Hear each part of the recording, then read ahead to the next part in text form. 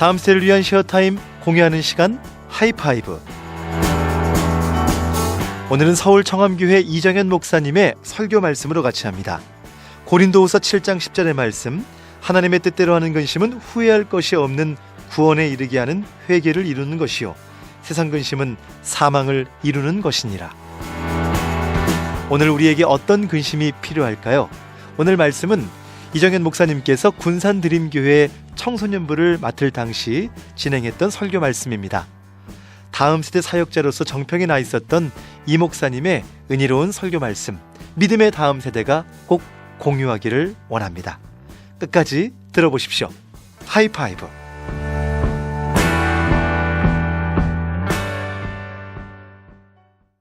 목사님 성경책 안에는 여러 가지 것들이 들어있습니다. 그냥 성경책만 있는 것이 아니고 많은 것들이 들어있는데, 먼저 뭐가 들어있냐면 여러분들이 매주 적어내는 기도 카드가 그 안에 있습니다.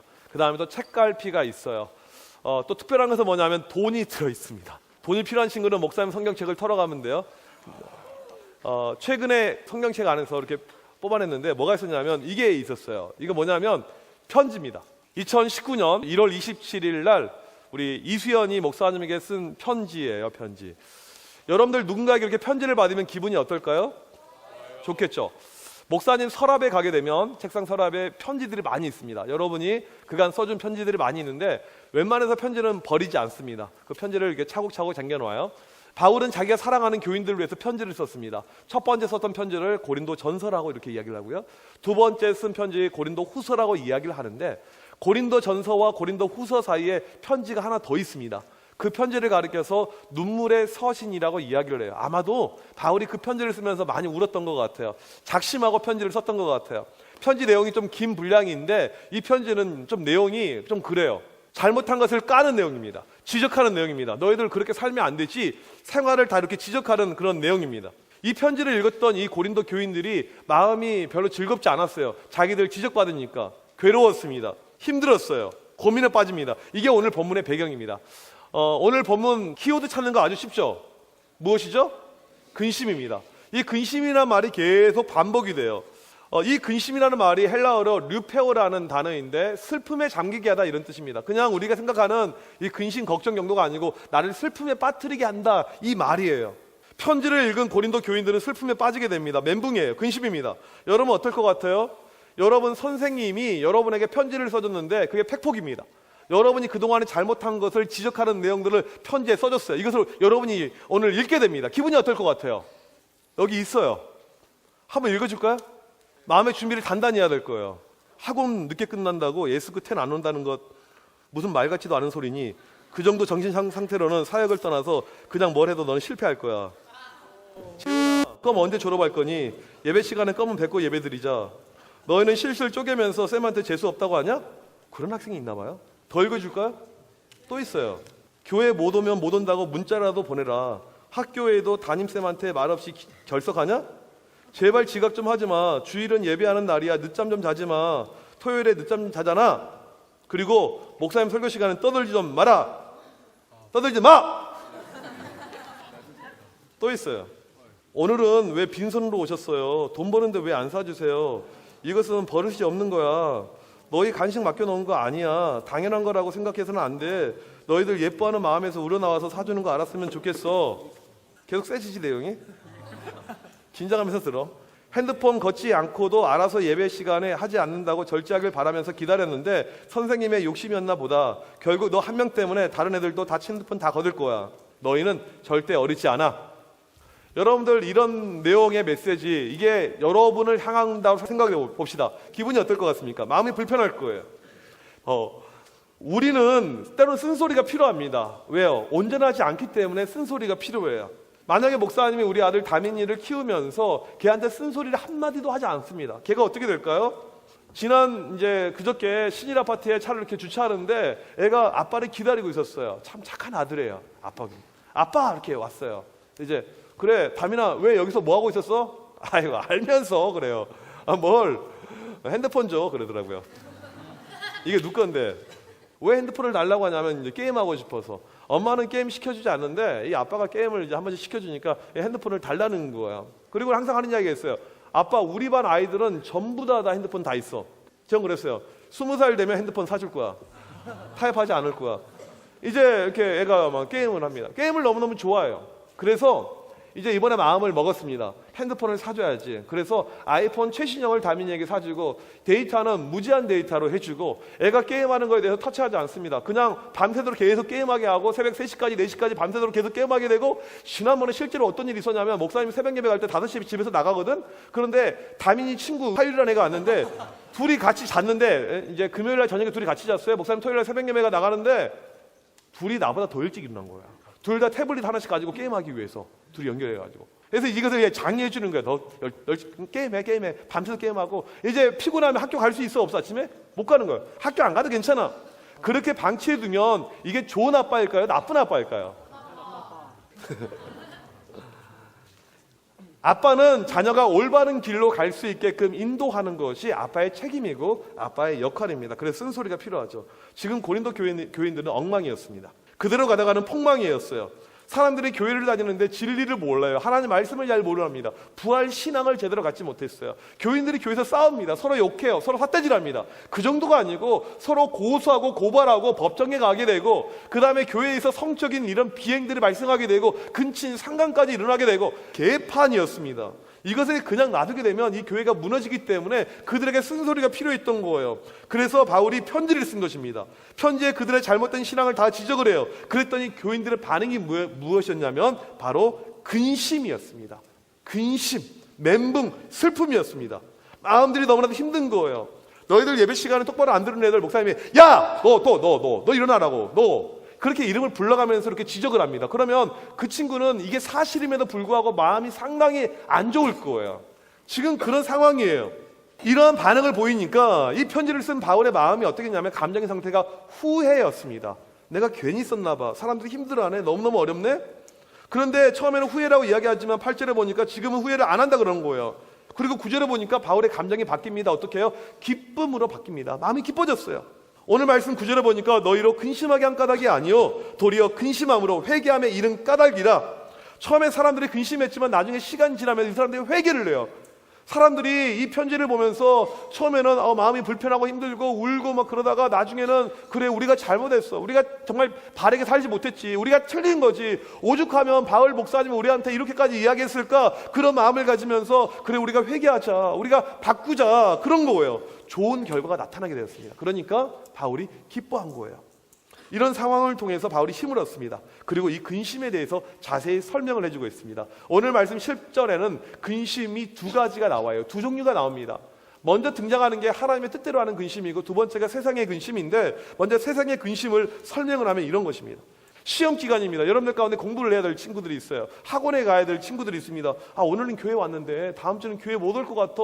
이렇게 하는 것, 이것을 가리켜서 세상 근심이라고 이야기합니다. 목사님이 이번 한 주간 그런 여러분을 생각하면서 그 한자 이 사자성어를 목사님이 직접 만들어 왔습니다. 목사님은 참고로 이 한문을 한자를 진짜 못했어요. 학교 다닐 때 중학교 1학년 때 포기했어요. 그리고는 고등학교 시험 볼 때 찍었습니다. 대학교 시험 볼 때도 찍었어요. 5문제 나왔는데 찍어서 4개를 맞았어요. 그럼 공부할 필요가 있다 없다? 공부해야죠. 요행수를 말하면 안 됩니다. 이게 뭐냐면 예결 필망, 예열 필승. 이겁니다. 우리 한번 따라서 한번 해볼까요? 시작. 이걸 여러분들 그 머릿속에 잘 이렇게 한글으로 좀 적어내세요. 예결 필망, 예열 필승. 뭐냐면 예배 결석하면 반드시 나간다. 예배 열심히 들으면 반드시 승리한다. 성공한다. 그런 뜻입니다. 예, 참 얼마나 이 말씀이 좋은 말씀입니까? 예결 필망, 예열 필승. 항상 이렇게 그 마음이 우리에게 필요하죠. 그렇게까지 이야기했음에도 불구하고 여전히 학원 때문에 근심하고 있으면요, 세상 근심이라고 하는 것입니다.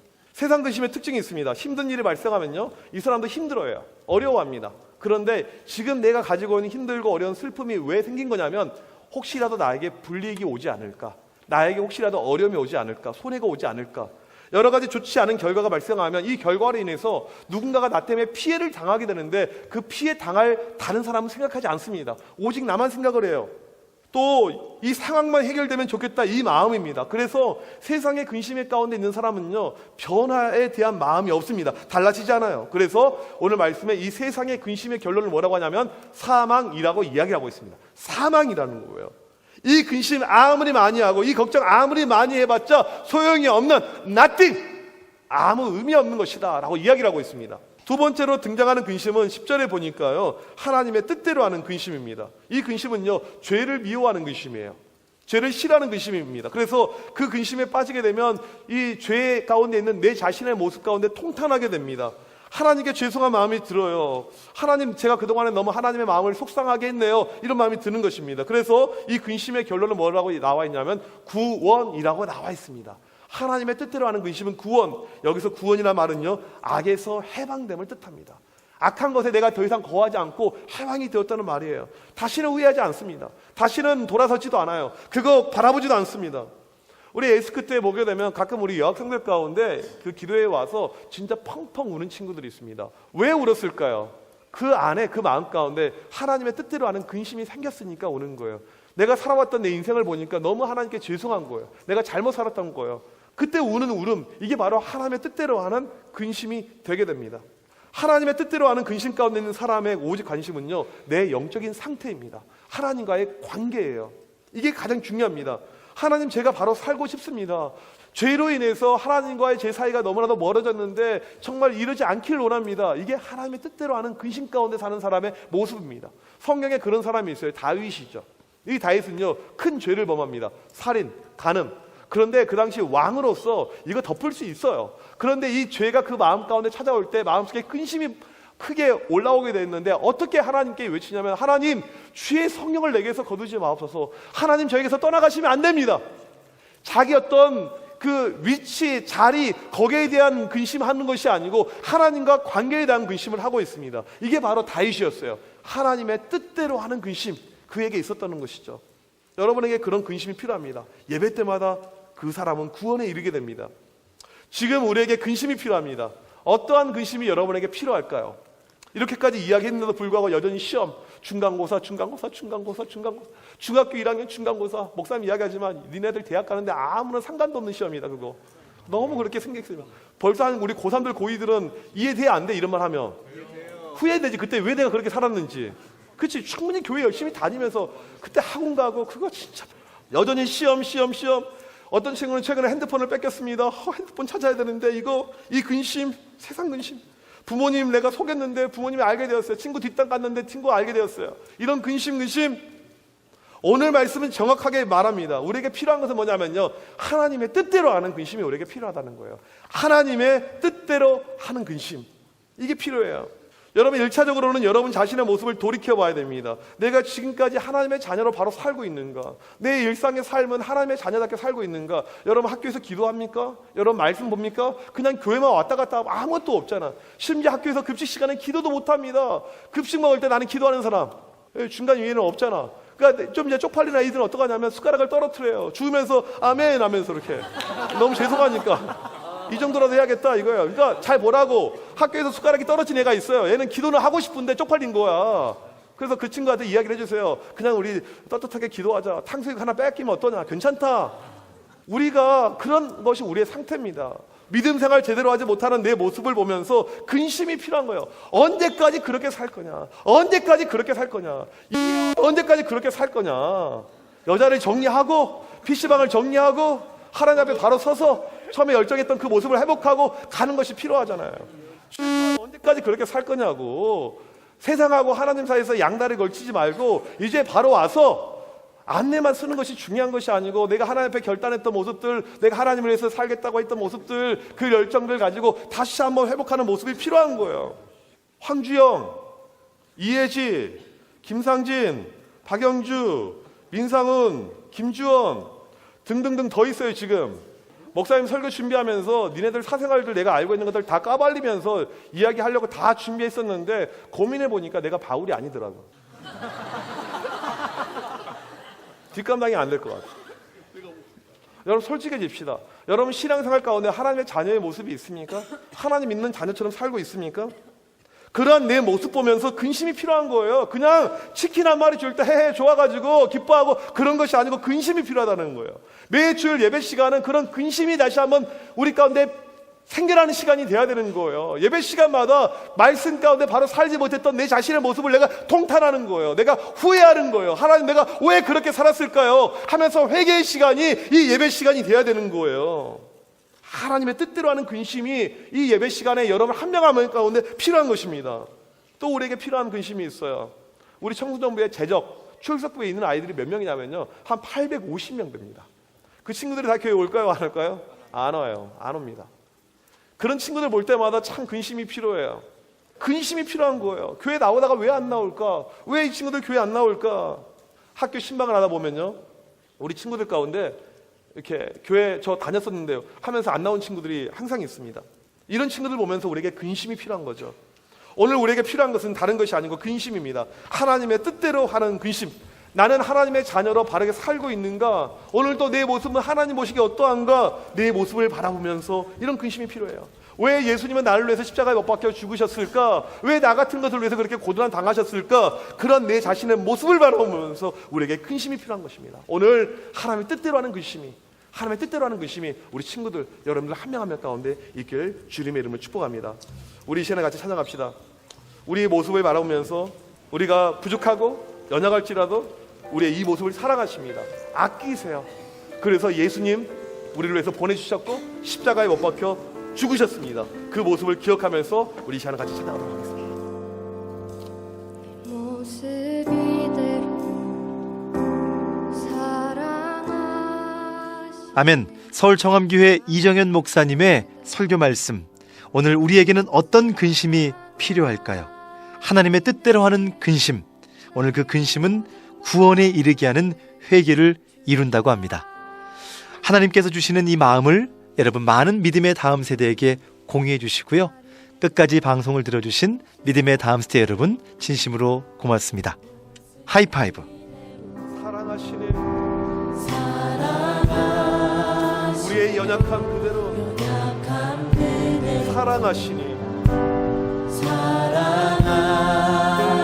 나의 모든 발걸음 주가 인도하시니 날 인도하소서.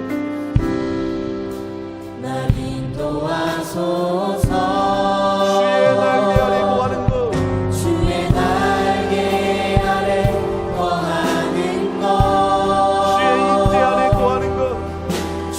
임재 안에 거하는 것, 나의 가장 큰 소망, 나의 가장 큰 은혜, 주와 함께 동행하는 것, 주의 날개 아래 거하는 것, 주의 임재 안에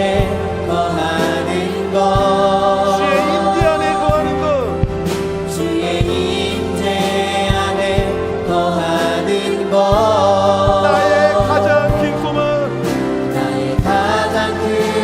나의 가장 큰 은혜,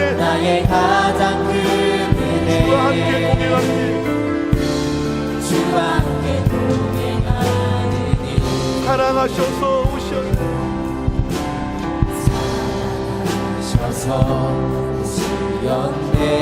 말씀하신 대로 본이 되시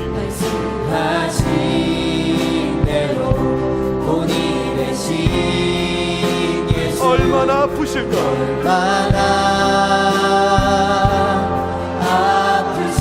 갈보리 언덕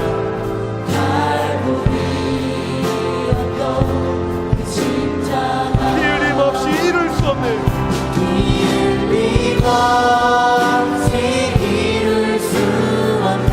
고난받을 이유 없으신 주,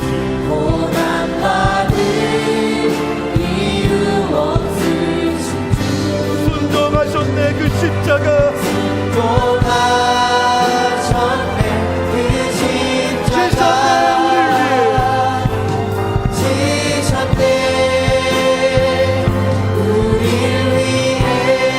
아버지의 뜻 이루소서.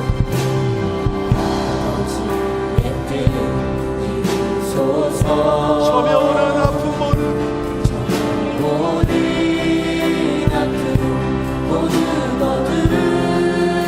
얼마나 아프실까?